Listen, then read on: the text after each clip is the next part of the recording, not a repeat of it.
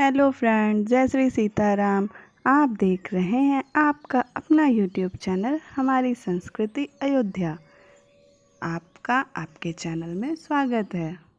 आज मैं आपको वो कहानियाँ सुनाऊंगी जिसको सुनने मात्र से ही पितृदोष दूर होते हैं, पितृदोष समाप्त हो जाते हैं।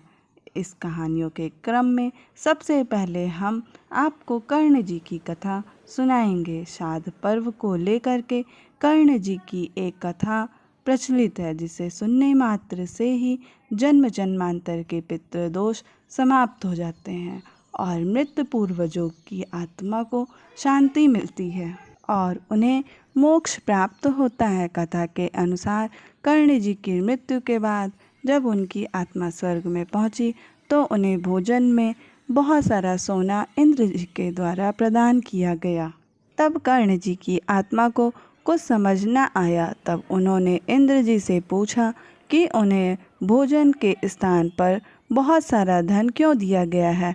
तो देवराज इंद्र ने कहा कि तुमने अपने पूरे जीवन में अपने पूर्वजों के लिए कुछ भी नहीं किया है, केवल तुमने सोने का दान किया है। अतः तुम अगर कभी अपने पितरों के लिए कुछ करते तो उस चीज़ को स्वर्ग में भी प्राप्त करते, क्योंकि तुमने जीवन भर सोने का दान किया है, इसलिए भोजन में भी तुम्हें सोना ही प्राप्त होगा। यहाँ पितरों के निमित्त अगर भोजन का दान किया होता या किसी को कराया होता भोजन, तब तो तुम्हें यहाँ भोजन भी प्राप्त होता। तब कर्ण जी ने कहा कि मुझे अपने पूर्वजों के बारे में कुछ भी पता नहीं था, इसलिए मैं उनके निमित्त कुछ भी दान नहीं कर पाया। तब देवराज इंद्र ने उन्हें पुनः धरती पर 16 दिन के लिए भेजा अपनी गलती को सुधारने के लिए। तब कर्ण ने अपने पितरों को याद करते हुए उन्हें भोजन दिया, उनका तर्पण किया, पिंडदान किया। तो इस 16 दिन की अवधि को ही पितृपक्ष कहा जाने लगा। दूसरी कथा जोगे तथा भोगे की है। पौराणिक कथा के अनुसार जोगे तथा भोगे दो भाई थे, दोनों अलग अलग रहते थे। जोगे धनी था और भोगे निर्धन। दोनों में परस्पर बड़ा प्रेम था। जोगे की पत्नी को धन का अभिमान था, किंतु भोगे की पत्नी बड़ी ही सरल हृदय की थी। पितृपक्ष आने पर जोगे की पत्नी ने उससे पितरों का श्राद्ध करने के लिए कहा, तो जोगे इसे व्यर्थ का कार्य समझकर टालने की चेष्टा करने लगा, किंतु उसकी पत्नी समझती थी कि यदि ऐसा नहीं करेंगे तो लोग बातें बनाएंगे। फिर उसे अपने मायके वालों को दावत पर बुलाने और अपनी शान दिखाने का यह उचित अवसर लगा। अतः वह बोली, आप शायद मेरी परेशानी की वजह से ऐसा कह रहे हैं, किंतु इसमें मुझे कोई परेशानी नहीं होगी। मैं भोगे की पत्नी को बुला लूँगी, दोनों मिलकर सारा काम कर लेंगी। फिर उसने जोगे को अपनी पीहर न्योता देने के लिए भेज दिया। इस अवसर पर न जोगे की पत्नी ने उसे रोका न वह रुकी। शीघ्र ही दोपहर हो गई। पितर भूमि पर उतरे। जोगे भोगे के पितर पहले जोगे के यहाँ गए तो उसके ससुराल वाले वहाँ पर भोजन कर रहे थे। निराश होकर वे भोगे के यहाँ गए। वहाँ क्या देखते हैं, मात्र पितरों के नाम पर अग्यारी दे दी गई थी। पितरों ने उसकी राख चाटी और भूखे ही नदी के तट पर चले आए। थोड़ी देर में सारे पितर इकट्ठा हो गए और सभी अपने अपने यहाँ के श्राद्धों की बड़ाई करने लगे। जोगे भोगे के पितरों ने भी अपनी आप बीती सुनाई। फिर वे सोचने लगे, अगर भोगे के समर्थ होता तो शायद उन्हें भूखा न रहना पड़ता, मगर भोगे के घर में तो 2 समय की रोटी भी खाने को नहीं थी। यही सब सोचकर उन्हें भोगे पर दया आ गई। अचानक वे नाच कर गाने लगे, भोगे के घर धन हो जाए, भोगे के घर धन हो जाए। देखते देखते शाम हो गई। भोगे के बच्चों को कुछ भी खाने को नहीं मिला था। उन्होंने माँ से कहा, माँ भूख लगी है। तब उन्हें टालने की गर्ज से भोगे की पत्नी ने कहा, जाओ आंगन में हौदी औंधी रखी है, उसे जाकर खोल लो और जो कुछ मिले बांटकर खा लेना। बच्चे वहाँ पहुँचे तो क्या देखते हैं कि हौदी मोहरों से भरी पड़ी है। वे दौड़े दौड़े माँ के पास आए और उनसे सारी बातें बताई। आंगन में आकर भोगे की पत्नी ने यह सब कुछ देखा तो वह भी हैरान रह गई। इस प्रकार भोगे भी धनी हो गए, मगर धन पाकर वह घमंडी नहीं हुआ। दूसरे साल का पितृपक्ष आया। श्राद्ध के दिन भोगे की स्त्री ने 56 प्रकार के व्यंजन बनाए, ब्राह्मणों को बुलाकर श्राद्ध किया, भोजन कराया, दक्षिणा दी। जेठ जेठानी को सोने चांदी के बर्तनों में भोजन कराया। इससे पितर बड़े प्रसन्न हुए तथा तृप्त भी हुए। और इसी क्रम में हम पितृपक्ष की तीसरी कथा गया तीर्थ स्थल की सुनाएंगे। ब्रह्मा जी जब सृष्टि की रचना कर रहे थे, उस समय उनसे असुर कुल में गया नामक असुर की रचना हो गई। गया असुरों की संतान रूप में पैदा नहीं हुआ था, इसलिए उसमें असुरी प्रवृत्ति नहीं थी। वह सभी देवताओं का सम्मान और आराधना करता था। उसके मन में एक बात खटक रही थी। वह सोचा करता था कि भले ही मेरा स्वभाव संत प्रवृत्ति का है, लेकिन असुर कुल में पैदा होने के कारण उसे कभी सम्मान नहीं मिल पाएगा। इसलिए क्यों ना अच्छे कर्मों से इतना पुण्य अर्जित किया जाए ताकि उसे स्वर्ग प्राप्ति हो। गयासुर ने कठोर तप करके भगवान श्री हरि विष्णु जी को प्रसन्न किया। भगवान ने गयासुर को वरदान मांगने को कहा तो गयासुर ने मांगा, भगवान आप मेरे शरीर में वास करें, जो मुझे देखे तो उसके सारे पाप नष्ट हो जाएं, वह जीव पुण्यात्मा हो जाए और उसे स्वर्ग में भी स्थान मिले। भगवान श्री हरि विष्णु जी से वरदान पाकर गयासुर घूम घूम कर लोगों के पाप दूर करने लगा। जो भी उसे देख लेता उसके सभी पाप नष्ट हो जाते और स्वर्ग का अधिकारी हो जाता। गयासुर के इस कर्म से यमराज की व्यवस्था गड़बड़ा गई। कोई भी घोर पापी गयासुर के दर्शन कर लेता तो उसके सभी पाप नष्ट हो जाते। यमराज उसके कर्मों के अनुसार उसे नरक भेजने की तैयारी करते तो वह गयासुर के दर्शन के प्रभाव से स्वर्ग मांगने लगता। यमराज को कर्मों का हिसाब रखने में संकट हो गया था। यमराज ने ब्रह्मा जी से कहा कि अगर गयासुर को अभी न रोका गया तो आपका वह विधान समाप्त हो जाएगा जिसमें आपने सभी को उनके कर्मों के अनुसार फल भोगने की व्यवस्था दी है। पापी भी गयासुर के प्रभाव से स्वर्ग भोगने लगता है। ब्रह्मा जी ने उसी समय उपाय निकाला। उन्होंने गयासुर से कहा कि तुम्हारा शरीर सबसे अधिक पवित्र है, इसलिए मैं तुम्हारी पीठ पर बैठकर सभी देवताओं के साथ यज्ञ करूंगा। उसकी पीठ पर यज्ञ होगा, यह सुनकर गयासुर सहर्ष तैयार हो गया। ब्रह्मा जी सभी देवताओं के साथ एक पत्थर से गयासुर को दबाकर बैठ गए। इतने भार के बावजूद भी वह अचल नहीं हुआ और वह घूमने फिरने में फिर भी समर्थ था। देवताओं को चिंता हुई। उन्होंने आपस में सलाह की कि इसे भगवान श्री विष्णु ने वरदान दिया है, इसलिए अगर स्वयं श्री हरि भी देवताओं के साथ बैठ जाएं तो गयासुर अचल हो जाएगा।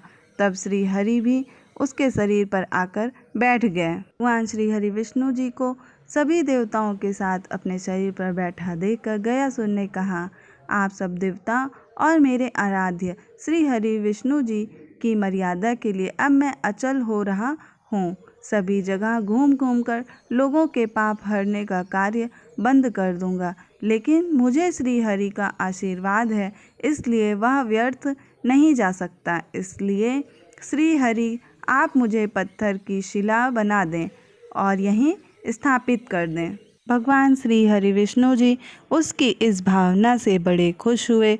उन्होंने गयासुर से कहा, अगर तुम्हारी कोई और इच्छा हो तो तुम मुझसे वरदान के रूप में मांग लो।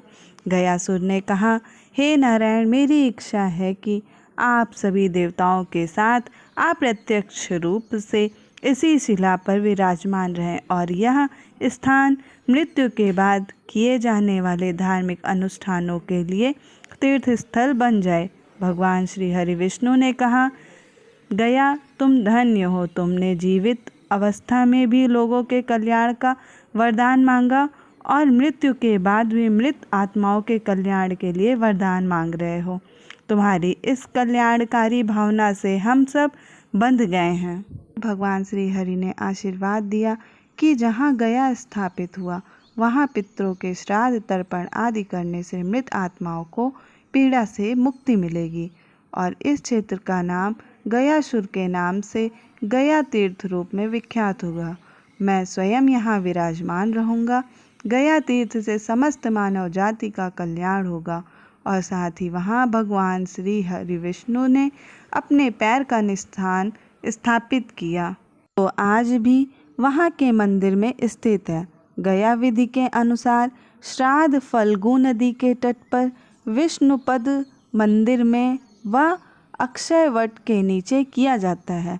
वह स्थान बिहार के गया में हुआ, जहाँ श्राद्ध आदि करने से पितरों का कल्याण होता है। इसी क्रम में अब हम आपको चौथी कथा सुनाएंगे। यह कथा आत्मदेव ब्राह्मण की है। यह कथा हमें यह बताती है कि पितृपक्ष में श्रीमद् भागवत के पठन से पितरों को मोक्ष की प्राप्ति होती है। यह कथा इस प्रकार से है। आत्मदेव ब्राह्मण अत्यंत ज्ञानी थे और उनकी पत्नी भी अत्यंत रूपवती थी, किंतु उनके मन में अथाह पीड़ा थी। वे स्वयं तो संतानहीन थे ही, उनके यहाँ की गाय भी बांझ थी। वे कोई पौधा रोपते तो उसमें भी फल फूल आदि नहीं लगते थे। इसी पीड़ा को लेकर आत्मदेव ब्राह्मण किसी तरह अपना जीवन व्यतीत कर रहे थे, पर जब इसकी पीड़ा असह्य हो गई तो एक दिन उन्होंने अपने प्राण त्यागने की ठानी और सरोवर के पास गए। वहाँ उनकी मुलाकात एक सन्यासी से हुई। आत्मदेव को प्राण त्यागने की चेष्टा करते देख सन्यासी को उन पर दया आ गई। उन्होंने आत्मदेव से इसका कारण पूछा। तब आत्मदेव ने अपनी पीड़ा सुनाई। सन्यासी ने अपने तपोबल से उसके ललाट को देखा। उन्होंने आत्मदेव को बताया कि उसे तो 7 जन्मों तक संतान सुख नहीं मिलने वाला। आत्मदेव अनुनय करने लगे तो सन्यासी ने उन्हें एक फल दिया। उन्होंने आत्मदेव से कहा कि वह फल लेकर अपनी पत्नी को खिला दे, उसे अवश्य ही संतान होगी। आत्मदेव खुशी खुशी अपने घर लौट आए। उन्होंने वह फल अपनी पत्नी धुंधली को दे दिया और सारा हाल बताया। धुंधली ने फल को ले तो लिया, किंतु उसके मन में तर्क कुतर्क उठने लगे। उसने सोचा कि यदि फल को खाने के बाद उसने गर्भ धारण कर लिया तो उसका सुंदर शरीर विकृत हो जाएगा। शिशु के उत्पन्न होने पर उसकी देखभाल करनी पड़ेगी। उसने वह फल अपनी बहन को दे दिया। धुंधली की बहन उस समय गर्भवती थी। धुंधली के मन में द्वंद्व को ताड़कर उसने धुंधली से कहा कि जन्म देने के बाद वह अपनी संतान उसे सौंप देगी। उसकी देखभाल करने के लिए वह यहाँ रुक भी जाएगी। ऐसा कहकर उसने फल को गाय को खिला दिया। आने पर धुंधली की बहन ने एक शिशु को जन्म दिया। उसका नाम धुंधकारी रखा गया। उधर गाय ने भी एक इंसान रूपी शिशु को जन्म दिया। सिर्फ उसके कान गौ माता की तरह थे। उसका नाम गौकर्ण रखा गया। दोनों शिशु बड़े होने लगे। सन्यासी के आशीर्वाद से उत्पन्न गौकर्ण ने तेजी से ज्ञान प्राप्त करना शुरू किया और उसमें दैवीय गुण विकसित होने लगे। इधर धुंधकारी उत्कट स्वभाव वाला निकला। उसमें विकृत गुणों का विकास होने लगा। आत्मदेव यह सब देखकर अत्यंत दुखी हो गए। वह दिन रात चिंता करते रहते। एक दिन गौकर्ण ने उन्हें चिंता में डूबे देखा तो पूछा कि वे किसे अपना मान रहे हैं। यह सब तो एक दिन नष्ट हो जाना है। उन्होंने आत्मदेव जी को भागवत में ध्यान लगाने की सलाह दी।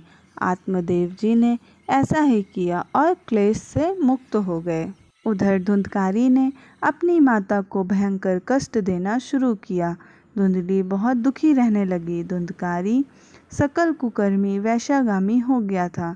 धुंधली ने यह सब देखकर एक दिन कुएं में छलांग लगाकर अपने प्राण त्याग दिए। इसके बाद तो धुंधकारी और भी विशृंखल हो गया। वह अपने घर पर ही तमाम वेश्याओं को लेकर आने लगा।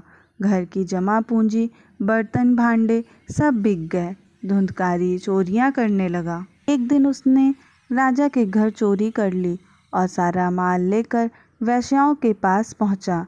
वेश्याओं को यह डर सताने लगा कि धुंधकारी ने राजा के घर से चोरी की है, इसकी तो पड़ताल होकर रहेगी और जब धुंधकारी पकड़ा जाएगा तो उसे दंड मिलेगा ही, साथ ही हमें भी कष्ट भोगना पड़ेगा। इसीलिए उन्होंने धुंधकारी की हत्या कर दी। इस तरह धुंधकारी प्रेत योनि में चला गया और घर के आसपास भटकने लगा। उधर तीर्थ स्थल से लौटकर गोकर्ण जब घर आया तो वहाँ सन्नाटा पसरा हुआ था। उसने वहीं विश्राम करने की ठानी। तब जाकर उसे प्रेत के विलाप की ध्वनियाँ सुनाई दी। उसने प्रेत से पूछा कि वह कौन है और क्या चाहता है, पर प्रेत की बातें वह सुन नहीं पा रहा था। तब उसने अपने कमंडल से उस पर तीर्थ का जल छिड़का। इस पर धुंधकारी ने कहा कि वह उसका अभागा भाई है। उसने उन्हें अपनी सारी आपबीती सुना दी। धुंधकारी ने गोकर्ण से विनती की कि वह उन्हें प्रेत योनि से मुक्त कराए। पहले तो गोकर्ण उलझन में पड़ गया, फिर उसने एक ब्राह्मण को श्रोता बनाया और भागवत कथा सुननी शुरू कर दी। उसने धुंधकारी से कहा कि वह भी कथा सुने। 7 दिन बाद जब कथा पूर्ण हुई तो धुंधकारी को प्रेत योनि से मुक्ति मिल गई। उसे गोकुल धाम ले जाने के लिए विमान आ पहुंचा। इसे देखकर जब ब्राह्मण ने पूछा कि धुंधकारी के लिए विमान क्यों, तो गोकर्ण ने कहा कि धुंधकारी ने चूंकि कथा पूर्ण मनोयोग के साथ एक चित्त होकर सुनी थी, इसलिए उसे श्रेष्ठ परिणाम मिला है। इस प्रकार यह कथा हमें बताती है कि श्रीमद् भागवत के पठन से पितरों को मोक्ष की प्राप्ति होती है। हमने आपको पितृपक्ष से जुड़ी 4 पौराणिक कथाएं सुनाई है। यह कथाएं आपको कैसी लगी प्लीज़ कमेंट बॉक्स में ज़रूर बताएं। वीडियो में अंत तक बने रहने के लिए आप सभी को बहुत बहुत धन्यवाद। अगर आप चैनल पर नए हैं तो कृपया सब्सक्राइब ज़रूर करें, जिससे हमें यूं ही प्रेरणा मिलती रहे। जय श्री सीताराम।